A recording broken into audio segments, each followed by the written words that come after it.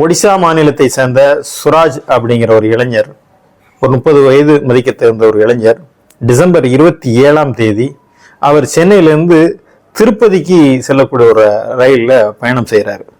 அப்போ அந்த இளைஞர் இந்த ட்ரெயினில் கதவு ஓரத்தில் உட்காரும்போது அப்போது இடையில திருவலாங்காடு போன்ற பகுதியில் 17 வயது மதிக்க தேர்ந்த 4 இளைஞர்கள் சிறுவர்கள் ஏறுறாங்க. ஏறியதும் அங்கே என்ன நடந்ததுங்கிறது அதற்கப்புறம் வரக்கூடிய விசாரணைகளில் தெரியுது. அவங்க பட்டா கத்தி எடுத்து அந்த இளைஞரை மிரட்டுவதும் அந்த இளைஞரை துன்புறுத்துவதையும் அதை அவங்க வீடியோ எடுத்து அதை ரீல்ஸாக சமூக வலைதளங்களில் பதிவேற்றாங்க. இது மாத்திரமல்ல, அந்த ரயில் ஒரு நிறுத்தத்தில் திருத்தணி ரயில்வே ஸ்டேஷனில் நிற்கும் போது அந்த இளைஞனை வலுக்கட்டாயமாக கீழே இறக்குறாங்க. அந்த ரயில்வே ஸ்டேஷனுக்கு பக்கத்தில் கீழே ஒரு சுவர் இருக்குது. அந்த சுவருக்கு மறைவான ஒரு பகுதிக்கு கொண்டு போய் கடுமையாக அந்த இளைஞர்களை தாக்குறாங்க. பார்த்தோன்னா அது அந்த வீடியோவை நம்ம பார்த்துருக்கக்கூடும் நீங்கள் பலர். அதை நம்மால் பார்க்க முடியாத அளவுக்கு அந்த இளைஞர் ஒரு மானை போல சுருண்டு போய் கிடக்கிறாரு. அவன் மீது வேட்டையாடக்கூடிய மிருகங்கள் போல் அந்த இளைஞர்கள் சரமாரியாக வெட்டுறாங்க. அது எப்படி உயிர் பிழைத்தார்? இறைவனுடைய ஒரு கருணை தான். 17 இடங்களில் முகம், கை, கால்கள் போன்ற இடங்கள்லாம் கடுமையாக வெட்டியிருக்காங்க. வெட்டினது மாத்திரமில்லாமல் அதையும் வீடியோ எடுத்து பெருமையாக சமூக வலைதளங்களில் பதிவேற்றாங்க. இந்த பதிவு வந்த பிறகும் காவல்துறை அதிகாரிகள் உடனடியாக யார் இதில் குற்றச்செயலில் ஈடுபட்டது என்பதை கண்டுபிடித்து 4 இளைஞர்களை கைது செய்கிறாங்க. கைது செய்து அதில் BNS சட்டத்தினுடைய 109வது சட்டப்பிரிவின் கீழ் வழக்கு பதிவு செய்து அவர்களை செங்கல்பட்டு கூர்நோக்கு இல்லத்தில் அடைக்கப்பட்டிருக்கிறார்கள். ஒருவரை நீதிபதியுடைய ஒரு பரிந்துரையின் பேரில் அவங்களுடைய பெற்றோருடன் அறிவுரை சொல்லி அனுப்பி வைக்கப்பட்டிருக்காரு. இப்போ இந்த சம்பவம் நீங்க ஆழமாக கவனத்தில் கொள்ளணும்.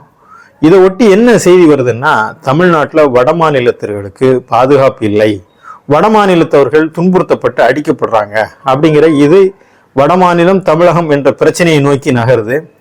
அதே போல அந்த இளைஞர்கள், அந்த சிறுவர்கள் கஞ்சா மது போதையில் இருந்திருக்காங்க அப்படிங்கிற செய்தியும் 2 செய்தியும் வேகமாக சமூக வலைதளங்களில் பரவும் போது வடக்கு மண்டல IG அஸ்ரா கார்க் உடனடியாக ஒரு அறிக்கை சொல்றாரு. என்ன சொல்றாருன்னா, நாங்கள் அந்த சிறுவர்களை விசாரித்த வரையில அவங்களுக்குள்ளால முன் தகராறோ வேறு எதுவுமே இல்லை.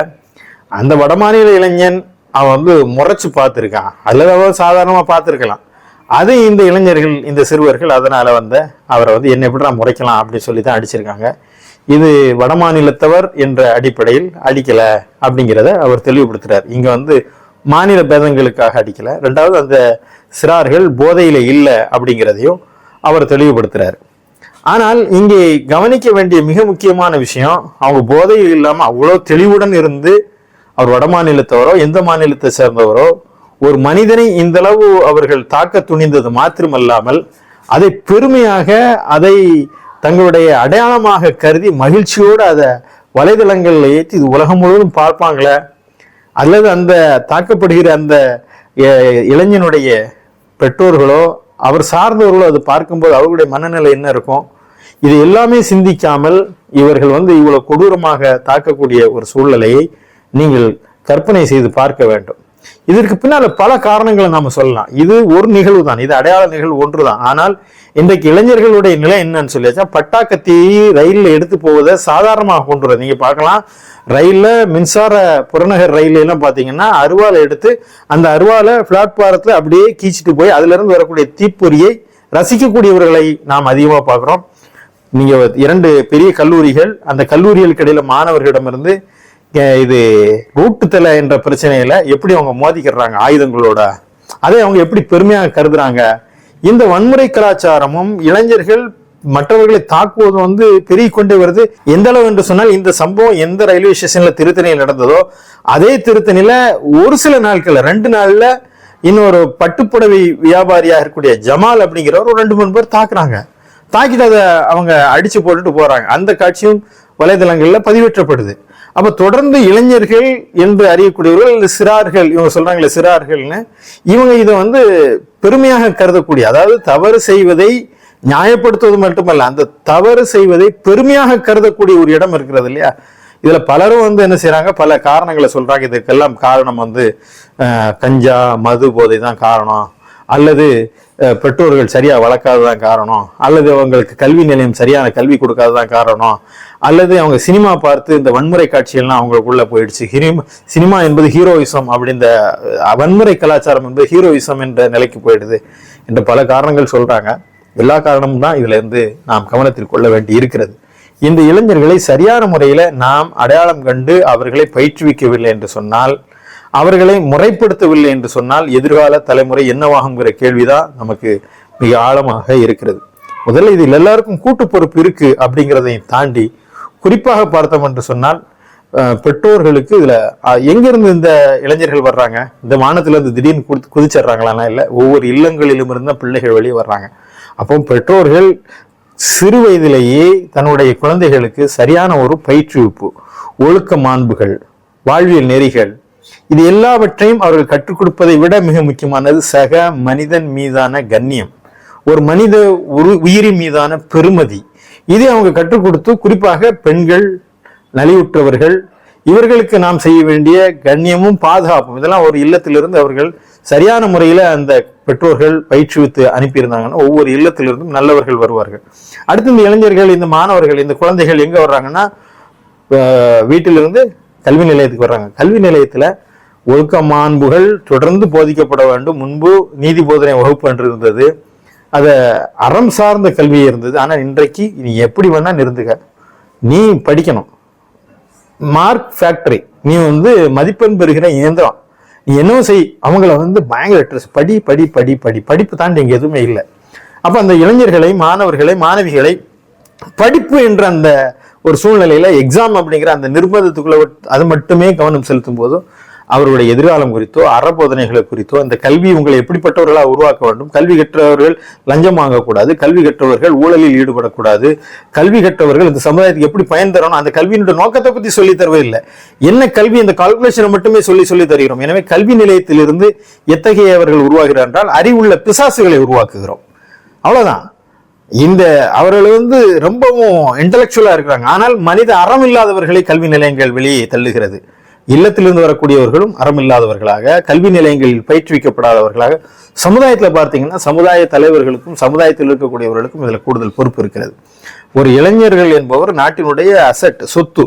ஆனா அவர்களை எப்படி அந்த ஆற்றலை பயன்படுத்த வேண்டும் என்பது இல்லாமல் அவர்களை வகுப்புவாதம், அவர்களை தவறான பழக்க வழக்கங்களுக்கு பயிற்றுவிக்கக்கூடிய ஒரு சூழ்நிலையும் சமூக சூழ்நிலையும் இணைத்தே பார்க்க முடியுது. எல்லாருக்கும் நான் சொன்ன மாதிரி கூட்டு பொறுப்பு இருக்கிறது. குறிப்பாக பார்த்தோம் என்று சொன்னால் இன்றைக்கு இருக்கக்கூடிய ஹீரோக்கள், இன்னைக்கு தமிழ்நாட்டு சூழ்நிலை வச்சு பேசணும்னா ரொம்ப எஃபர்ட் ஆகுறது என்னன்னு சொல்லியாச்சுன்னா, ஒரு திரையில் தோன்றக்கூடிய கதாநாயக பிம்பம் எளிதில் இளைஞர்களை ஊடுருவுகிறது. அவரை போல உடை அணிவது, அவரை போல நடை, அவரை போல தலை முடி வாருவது, அவரை போல பேசுவது, அவரை போல என்று அவரை இமிட்டேட் செய்யக்கூடிய, அவரை உள்வாங்கி அப்படியே துப்புகிற ஒரு இளைய தலைமுறை இன்னைக்கு உருவாகிறது ரொம்ப ஆபத்தான விஷயம் தான் அது. ஆனா அந்த நம்மளை கோடிக்கணக்கான மக்கள், லட்சக்கணக்கான மக்கள் ஃபாலோ பண்றாங்களா, அப்ப நாம எப்படி இருக்கணுங்கிறத அந்த பொறுப்புணர்வும் அந்த நடிகனுக்கு இல்லவே இல்லை. காசை வாங்கிட்டு தலை வெட்டுற சீனு, சுத்தியில் எடுத்து தலையில அடிக்கிறது, அந்த வெறித்தனத்தோடைய உச்சம் எப்படி யோசிக்கிறாங்கன்றதுல சில இயக்குநர்கள் வன்முறையினுடைய உச்சகட்டத்தை, ரத்த துளிகளை தெரிக்கிற அளவுக்கு அதை நார்மலைஸ் செய்யக்கூடிய அளவுக்குண்டான ஒரு காட்சியை உருவாக்கிட்டே இருக்கிறாங்க. அதனாலதான் இவங்க என்ன செய்யறாங்க, தங்களை ஹீரோவா நினைக்கிறாங்க. இது ஹீரோத்தனம் இல்லடா, அயோக்கியத்தனம். இப்படி ஒருத்தனை அடித்து அதை போடுவது ஹீரோத்தனம் இல்லை. அந்த ஹீரோவே ஹீரோ கிடையாது, ரவுடி. ஆனா இன்னும் என்னன்னு பாத்தீங்கன்னா, படத்துல ஹீரோ ரவுடியா இருப்பான், அந்த ரவுடி பையில அந்த ஹீரோயின் காதலிப்பான். அப்ப என்ன இங்க ஒரு இமேஜ் உருவானா, ரவுடியா இருக்கானா அவனை விரும்புறதுக்கு இங்க பெண்கள் இருக்கா, நல்லவனுக்கு பெண்கள் விரும்ப மாட்டாங்க. அப்ப இந்த ரவுடித்தனத்தை விரும்புகின்ற காதலிகளையும் கேரக்டரா வைக்கும் போது இவங்க அதான் பைக்ல போகும்போது பெண்கள் நார்மலா தான் போவான், பெண்கள் 4 பெண்கள் எதிராக வந்துட்டான்னா பைக் மேல ஏறி நின்று ஹா எப்படிமா, ஏன்னா அது ஹீரோயிசம் நினைக்கிறான், அது பொறுக்கித்தனம், அது ஹீரோயிசம் இல்லை. அதான் இதை என்ன செய்யறாங்கன்னா, சினிமா இன்றைக்கு ஹீரோ அதை செய்யும் போது ஹீரோயிசம் என்ற அடிப்படையில் வருகிறது. எனவே நான் சொல்வது, அதை பார்த்து தான் பண்றாங்களா, சினிமா பார்த்து தான் இது கேட்டுறாங்களா அப்படிங்கிற விவாதங்களுக்கு நான் செல்லவில்லை. ஆனால் அதுவும் அந்த இளைஞர்களை, குறிப்பாக தமிழ்நாட்டு சினிமா மோகம் கொண்ட இளைஞர்களை எஃபர்ட் செய்கிறது. அது மாதிரி இந்த ரீல்ஸ் போடக்கூடியது பார்த்தீங்கன்னா வன்முறை, ஆபாசம், வெறுப்பு, இதுவெல்லாம் இன்னைக்கு தொடர்ந்து ரீல்ஸாக போட்டு ஆட்டம் பாட்டம் என்று போடக்கூடிய அந்த ரீல்ஸையும் இந்த மாதிரியாக மத ரீதியாக, இன ரீதியாக, மொழி ரீதியாக வெறுப்பை கக்கக்கூடியவர்கள், வன்முறையை விரும்பக்கூடியவர்கள் சில நிறைய பேர் பார்க்குற அந்த அருவாலை வச்சுட்டு போறது, நான் அதை பண்ணிடுவேன், யாரா என் தலைவனை கைவிடா, தீ வச்சிருவான், ஸ்டேஷனே இருக்காது, இதெல்லாம் போடுறாங்களே. இதை முளையிலேயே இவர்களை அடையாளம் கண்டு தண்டிக்க வேண்டும். அவர்களை நாம் சரியான பாதைக்கு இட்டு செல்லவில்லை என்று சொன்னால் அதுவும் பெருகிவிடக்கூடிய ஒரு ஆபத்து இன்றைக்கு இருக்கிறது. எனவே இதுல பெற்றோர்களுக்கு, கல்வி நிலையங்களுக்கு எல்லாத்துக்கும் இருந்தாலும் இவர்கள் சரியான முறையில் தண்டிக்கப்படணும். தண்டனை கண்டிப்பாக கொடுக்கப்பட வேண்டும். இல்ல இளைஞர்கள் 17 வயசு கூர்நோக்கு இல்லத்துக்கு அனுப்பி வைக்கிறோம் அப்படின்னா 18 வயசு, இன்னைக்கு அவனுக்கு 18 வயசு ஆக போகுது. ஒரு 4 நாளைக்கு முன்னாடி இந்த தப்பு பண்ணிட்டான்னா அவன் இளம் வயது குற்றவாளி ஆயிடுவான். 18 வயசுக்கு பிறகுன்னா குற்றவாளி ஆகிறான். ஒரு 4 நாளைக்கு முன்னாடி இந்த தப்பு செஞ்சவன். அப்ப இந்த வயது எது நிர்ணயிக்கிறது? அதாவது பிசிக்கலியா ஒருத்தன் மெச்சூர் ஆகிறது, இன்டெலெக்சுவலா ஒருத்தன் மெச்சூர்ட் ஆகிறது, இதெல்லாம் கால்குலேட் பண்ணணும். அதாவது இளம் வயது குற்றவாளிகள் எவ்வளவு வெறித்தனத்தை பொது போக்குவரத்துல பட்டாக்கத்தி எடுத்துக்கொண்டு வரக்கூடியவர்களை இளைஞர்கள், இளம் வயது குற்றவாளிகள், சிறார்கள் ஒருத்தர் பெற்றோட அனுப்பி வச்சிருக்கான். அவன் என்ன போய் சமுதாயத்தில் நாளைக்கு மாறுவான்னா இவன் நாளைக்கு இந்த சமுதாயத்தில் எத்தனை உயிர்களை பழிவாங்கக்கூடியவனாக இருப்பான். எனவே அந்த இளம் வயது என்ற சிறார்கள் என்ற அந்த கருணை பார்வையோடு கொடுக்காமல் குற்றம் செய்த குற்றவாளிகள் நிரூபிக்கப்பட்டால் அவன் சுய சிந்தனையோடு அந்த கொலையை திட்டமிட்டு செய்கிறார் என்றால் அவனுக்கான உரிய தண்டனை கொடுக்கப்படணும். தொடர்ந்து இங்கே நிகழ்த்த இது வட மாநிலத்துக்கான ஒரு கொலை இல்லை, இதை மாநில பிரச்சனையாக பார்க்கக்கூடாது என்றாலும் கூட இங்கே வடவர்கள், வடக்கன்ஸ் என்ற ரீதியில ஒரு ஒரு இனத்தின் மீது ஒரு மாநில ரீதியான, மொழி ரீதியான, இன ரீதியான, மத ரீதியான, பிராந்திய ரீதியான இந்த வெறுப்பு ரொம்ப ஆபத்தானது தான். அது நம்மை அறியாமல் அந்த வெறுப்பு வெளிப்பட்டு விடக்கூடாது. சக மனிதனை மனிதன் என்று மதிக்கக்கூடிய ஒரு பாங்கு, என் சகோதரன், என் மனிதன், சக மனிதன், அவன் எந்த நாட்டை சேர்ந்தவனாக இருந்தாலும், எந்த மொழி பேசக்கூடியவனாக இருந்தாலும், எந்த நிறத்தவனானாலும், அவன் எங்கிருந்து வந்தாலும் என் சகோதரன் என்ற அந்த உணர்வு இங்கே கட்டியமைக்கப்பட வேண்டும். இங்கே மொழிவாரிய அந்த வெறி இங்கே அடக்கப்பட வேண்டும். மாநில ரீதியான பிளவுகள் ஒடுக்கப்பட வேண்டும். இந்த சிந்தனையெல்லாம் ஆபத்தான, அதுவும் பாசிசத்தினுடைய ஒரு வடிவம் என்பதையும் நாம் புரிந்து கொள்ள வேண்டும். மொழியின் மீது காதல் இருக்கிறது, மொழியை நாம் விரும்பலாம், மொழியின் மீது நமக்கு பெரும் பிரியம் இருக்க வேண்டும். தமிழ் மொழி சிறப்புக்குரியது, அதில் எந்த விதமான ஒரு மாற்று கருத்து நமக்கு இல்லை. தமிழ் மொழியை நாம் நேசிக்கிறோம். ஆனால் இந்த மொழி மட்டும்தான் என்ற அடிப்படையில் பிற மொழி பேசக்கூடியவர்களை குறைத்து மதிப்பிடக்கூடிய இடத்திற்கு நாம் வந்துவிடக்கூடாது என்பதுதான் என்னுடைய இந்த வார்த்தைகளுடைய கோர்வையாக இருக்கிறது. அதே போல இந்த பிரச்சனையை இன்னும் நாம் கண்டுகொள்ளாமல் கடந்து சென்றால் எதிர்கால தலைமுறை எப்படி இருக்கும் அப்படிங்கிறது ரொம்ப நமக்கு கவலைக்குரியதாக இருக்கிறது. இளைஞர்களுடைய ஆற்றல் மிக முக்கியமானது. ஆற்றல் இளைஞர்களை அதிகமாக கொண்ட நாடு இந்தியா. இளைஞர்களுடைய பலம் என்பது மிகப்பெரிய பலம். கல்வியிலும் அறிவியலும் திறமையிலும் சிறந்து விளங்கக்கூடிய இளைஞர்களை, மாணவர்களை சரியான முறையில் பயிற்றுவித்து அவர்களுக்கு சமூகத்திற்கும் சமுதாயத்திற்கும் நாட்டிற்கும் பயனுள்ளவர்களாக மாற்றுவதற்கு பெற்றோர்கள், ஆசிரியர்கள், சமூகம், எல்லாவற்றுக்கும் நண்பர்கள் எல்லாருக்குமே இதில் பொறுப்பு இருக்கிறது. குறிப்பாக இது அரசுக்கு கூடுதல் பொறுப்பு இருக்கிறது. இதில் மிக முக்கியமாக மது, போதை, கஞ்சா இது கண்டிப்பாக ஒரு சமுதாயத்தை சீரழிக்கக்கூடியது. இன்றைக்கு இளைஞர்கள் மத்தியில மிக வேகமாக கஞ்சாவும் மதுவும் பரவி வருகிறது. நீங்க டாஸ்மாக் அரசே நடத்தி கொண்டு இத்தகைய குற்றங்கள் நடக்கக்கூடாது என்பது அது தவறான ஒரு எண்ணம். முழுமுற்றாக மது தடை செய்யப்படாத வரை இத்தகைய குற்றங்கள் பெறுவதற்கு வழியை அரசை செய்து கொடுக்கிறது என்ற நிலைக்குத்தான் நாம் கருத வேண்டியிருக்கிறது. எனவே மதுவில்லா தமிழகம் என்ற ஒரு நிலையை கொண்டு வந்தால்தான் முதல்வர் அவர்கள் அடிக்கடி சுட்டிக்காட்டுகின்ற போதையில்லா பாதை என்ற நிலையிலே தமிழகம் வெற்றி பெற முடியும். ஒரு அறிவு தலைமுறையை உருவாக்குவதற்கான முயற்சியை எல்லோரும் இணைந்து செய்ய வேண்டும். இல்லை என்று சொன்னால் நாளை எதிர்காலம் என்னவாகும் என்ற கவலை நெஞ்சை அடைக்கிறது. வளர் இளம் தலைமுறையை நாம் என்ன செய்ய போகிறோம்?